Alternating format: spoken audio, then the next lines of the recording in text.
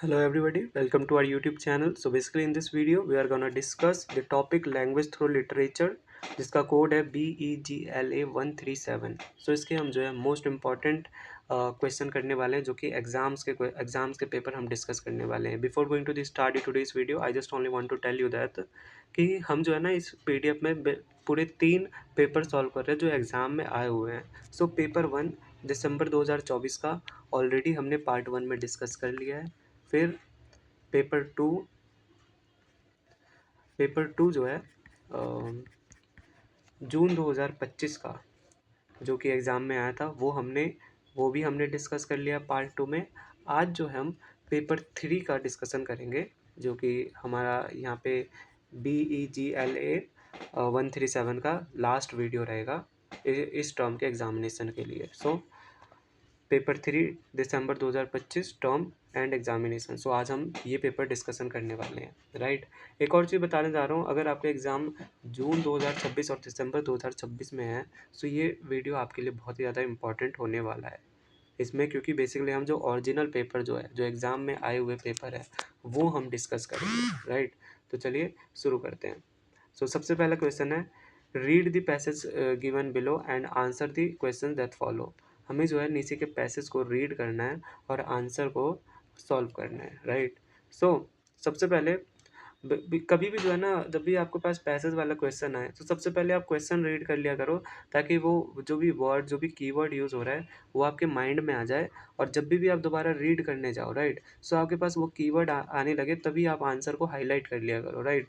सो ऐसे में क्या होता है, अगर नॉर्मल बच्चा क्या करेगा, सबसे पहले पैसेज रीड करेगा, पूरा रीड करने के बाद फिर क्वेश्चन रीड करेगा, फिर दोबारा पैसेज रीड करेगा। ऐसे में आप 2-2 3-3 बार पैसेज रीड कर लोगे, राइट। इससे आपका टाइम सेव होगा जो मैं बता रहा हूँ। सो spring, nothing is so beautiful as spring, when weeds in wheels shoot long and lovely and lush.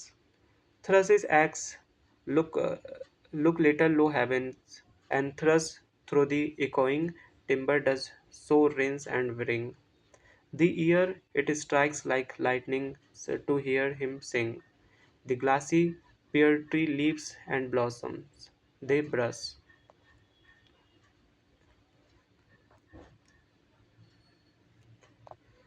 The descending blue, that blue is all in a rush, with richness the racing lambs to have fair their flaying. What is all this juice and all this joy? A strain of the earth's sweet being in the beginning in Eden garden have get before it cloy. Before it cloud, Christ Lord and soar with sinning, innocent mind and mayday in a girl and boy. Most, O maid's child, thy choice and worthy the winning. सो अब चलिए हम question discuss करते हैं। ये तो हमारा passage हो गया जो कि हमने रीड कर लिया, और समझ समझ के आपको रीड करना है। What does the word wheels in line 2 indicate? जो व्हील्स जो है लाइन 2 में क्या इंडिकेट कर रहा है? Circular arrangement patterns. Wheels visually portrays the circular clusters, whorls, or spiraling shapes in which wild weeds rapidly grow across spring meadows.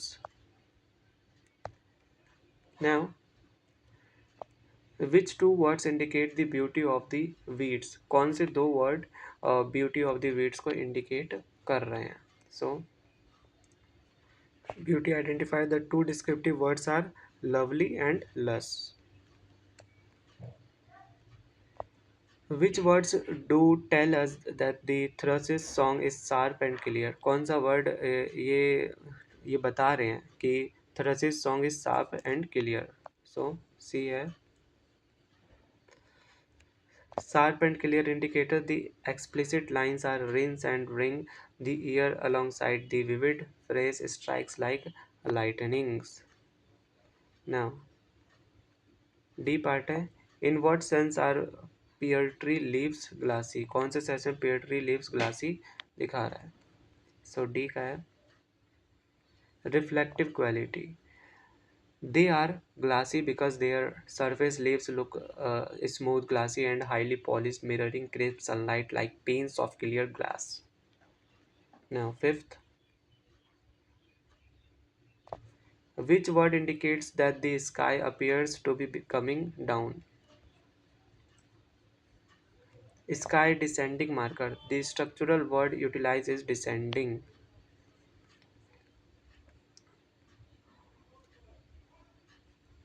Now, which word indicates the sky appears to be coming down?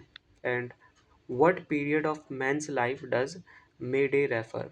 कौन सा period जो है men's life में मे day refer किया गया है? So, man's life period May Day symbolizes the uncorrupted period of clearly childhood innocence, raw youthfulness, vitality, and human life before it faces sin. बढ़ते हैं अब हम सेकंड क्वेश्चन में. Write short notes in about 150 words each 150 words each on any two of the following. So basically हमें ये चार दिए गए होमोफोन्स, मेटोनिम, मेटाफर, पर्सोनिफिकेशन. इन चारों में से किसी दो के बारे में हमें डिस्कस करना है, पर अभी तो हम पेपर में लिखना है, राइट, एग्जाम पेपर में लिखना है, पर अभी तो हम पढ़ रहे हैं तो हम चारों को डिस्कस करेंगे. All options cover to leave nothing behind, right. चलिए करते हैं. होमोफोन्स क्या होता है? Homophones are distinctive sets of linguistic words that sound identically upon vocal pronunciation yet possesses entirely differing meanings, alternative dictionaries, definitions, and different spellings. Classical instances include pairs like allowed versus allowed, principal versus principal, or waste as waste. Developing mastery over homophones is essential to keep writing contextually accurate and clear. जो बहुत सारे word जो है same same sound करते हैं, but the spellings are totally different. So so uh, meta metonymy is a powerful figure. Metonymy is a powerful figure of speech in which an object or abstract idea is represented directly by a term closely linked with it, rather than by its literal dictionaries name, for instances using the bench to refer to judges. It adds economy and associative power to spoken and written communication. So, metaphor. Metaphor क्या होता है? Metaphor is an implicit comparison that directly equates one object or entity to another distinct element, asserting that the primary item is the secondary one. It completely leaves out words like or as. For example, the classroom was a chaotic zoo, quickly conveys disorder through direct imagery mapping. So, yes, ऐसे example कभी कभार नहीं बोल देते teacher कि classroom से चिड़ियाघर लग रहा है, राइट. chaotic जो बहुत ही ज़्यादा शोर मच रहा है वहाँ पे. Now personification क्या होता है? Personification is a poetic device that grants human emotions, intellect, physical behaviors, or voice onto uh, inanimate objects, natural events, or concepts. Lines such as the stars winged through the midnight clouds build strong sensory layers and emotional ties for readers interacting with text blocks. So बढ़ते हैं हम अपने question three में. Question three में क्या पूछ रहा है identify and explain the figure of speech in the following sentence. जो भी फिगर ऑफ स्पीच इसमें यूज हुआ है वो हमें आइडेंटिफाई करना है. The poise and run like puffs of wind that pass. So similar word use हुआ है क्योंकि इसमें लाइक पफ्स ऑफ वाइंड ये यूज किया गया. लाइक वर्ड जहाँ पे यूज होता है वो सिमिलर होता है probably, right. So to be or not to be, that is the question. So इसका क्या है? एंथिसिस. क्योंकि इसमें to be not to be totally जो है इसमें अपोजिट स्टेट को बताया गया है, इसलिए एंथिसिस वर्ड ये यूज हुआ है. The oval room was the source of the Watergate. इसका क्या है? Metonymy. The oval room stands as a conceptual contextual substitute representing the presidential, executive, administration, and high-ranking government decision makers. D. I will make him eat his words. So, idiomatic, hyperbole, or metaphor. Eating words is an idiomatic metaphor indicating a situation where someone is forced to admit an error and publicly withdraw their statements. Fifth था अपना excess of ceremony shows wants of breeding. So इसका क्या है? Paradox suggests that displaying extreme formal behavior and rigid rule enforcement excess of ceremony actually highlights a lack of genuine inner manners and good breeding. So match the modal verbs phrases with their meanings. So हमें जो है ना, जैसे will be है, so will be जो है meanings इन पांचों में से कौन सा वाला है, राइट वो हमें बताना है. सो फर्स्ट है will be. So will be का होगा सेकंड पॉइंट के साथ एक्शंस इन फ्यूचर. सेकंड है कुड बी. कुड बी होगा पॉसिबिलिटी, पॉसिबल बताने के लिए, राइट पॉसिबल. सी है ought to be. Ought to be किसका कौन से पॉइंट में आएगा? थर्ड पॉइंट में, प्रोबेबिलिटी. सो डी है वुड हैव टू पास्ट. इसका क्या होगा? Did not happen in past. Fifth है should have to visit had happened. इसका होगा did not happen but which it had happened. So बढ़ते हैं हम अपने क्वेश्चन फिफ्थ में. क्वेश्चन फिफ्थ में पूछ रहा है complete the sentences by using the correct form of words given below. So हमें correct form of words use करना है इसे सॉल्व करने के लिए. So the dash boy failed his examination. So boast लिखा है. So correct form of verb क्या होगा? Boastful. Correct form of word क्या होगा? बोस्टफुल. सेकंड है please shorten your meeting and come home immediate. So क्या हम यूज करेंगे? Immediately, right. सो थर्ड है the patient is dash ill and may not be able to like much longer. So serious ना use करके हम seriously use करेंगे. D है the little girl hums dash to herself cheer. Cheer cheer हम जो है हम cheerfully use करेंगे. The little girls hum cheerfully to herself. Adverb tracking the action of humming, right. So ये हुआ अपना पूरा fourth part. Now E part में क्या पूछ रहा है? Desmond dash gave up his seat to old lady in the bus grudge. So correct form of word क्या होगा? grudgingly.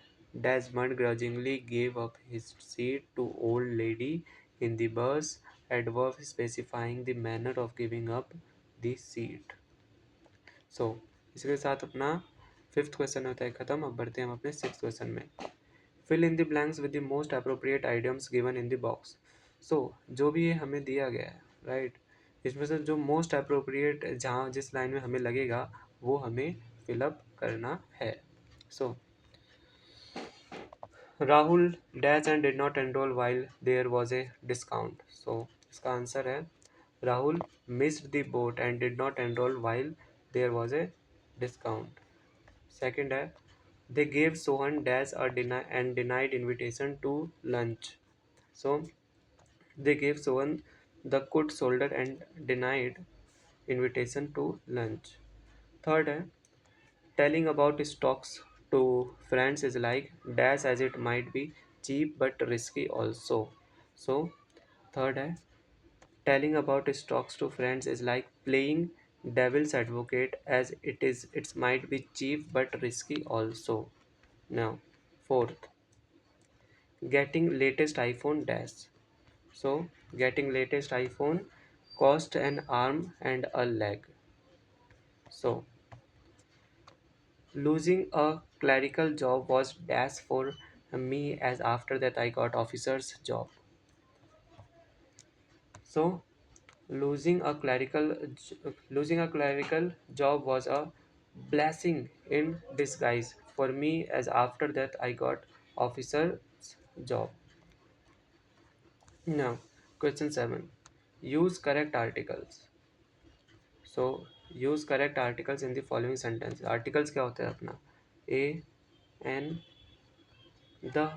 सो इन तीनों में से जो जहाँ पे भी करेक्ट चीज़ लगे, कहाँ पे ए आएगा कहाँ पे एन आएगा वहाँ पे हमें यूज़ करना है. So Rahul is trying to become dash an IAS officer. So इसमें आई आ रहा है, राइट. सो आई के साथ हम क्या लगाते हैं? एन, क्योंकि वॉवल्स में आता है. सेकेंड है Ducati is dash expensive car, so इसमें ई आ रहा है स्टार्टिंग में, सो इसमें क्या आएगा एन, क्योंकि वॉवल्स का साउंड है। सो थर्ड है Sachin is dash god of cricket, so इसमें एक स्पेसिफिक चीज़ों की बात हो रही है, so Sachin is the god of cricket, right. So fourth है always help dash poor and dash needy, so always help the poor and the needy, definite article defining the article community class. Now e part hai I love to sail over dash water, so I love to sail over no article, right। no article इसमें water, क्योंकि इसमें कुछ use ही नहीं हो रहा, uncountable noun in a broad generic context, so I love to sail over water।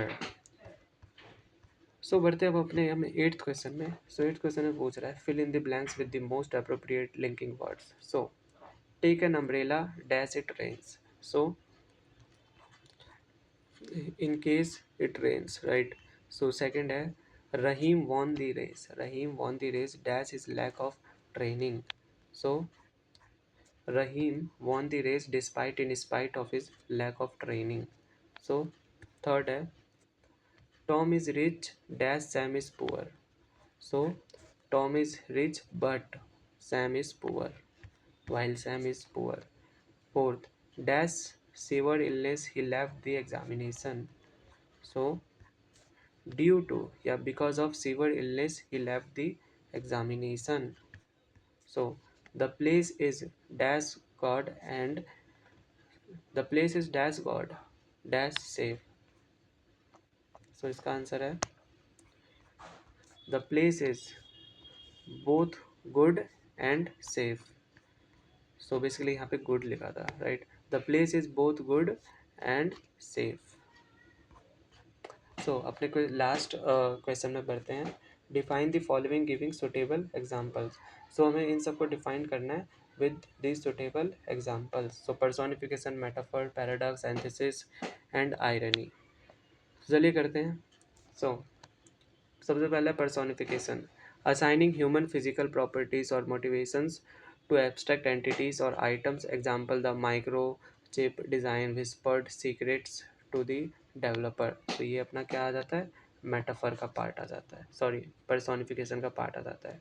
फिर metaphor, N implicit direct identity mapping across items, example time is money, जहाँ पे डायरेक्टली आइडेंटिफाई करेंगे हम जो मैपिंग अक्रॉस आइटम रहता है, जैसे time is money. Then C is paradox, जिसमें a surface contradiction containing structural validity, structural validity को जिसमें बताया जा सके। I can resist anything except temptation. So fourth is antithesis, जो कि हमें पता है जो अपोजिट चीज़ों पे ज़्यादा फोकस करता है। Parallelly, balanced contrast structural structures placed parallelly, example man proposes gold disposes. So and the last is irony, irony क्या होता है, surface tracking inverted from real core outcomes, example a famous marriage counsellor filing for an immediate public divorce. जो एक famous marriage counsellor है वो अचानक से एक जो है ना पब्लिक डिवोर्स को फिल कर रहा है, सो ये क्या है, irony. Surface tracking inverted from real core outcomes. So yes guys, इसी के साथ हमने अपने टोटल BEGLA 137 का हमने टोटल 3 पेपर डिस्कस कर लिया है, जो कि ओरिजिनल पेपर थे, पूरे 3 साल में आए हुए हैं। So I hope you guys you all understood and all the best for your exam. So I think it's all enough for you guys, so let's end the video, bye.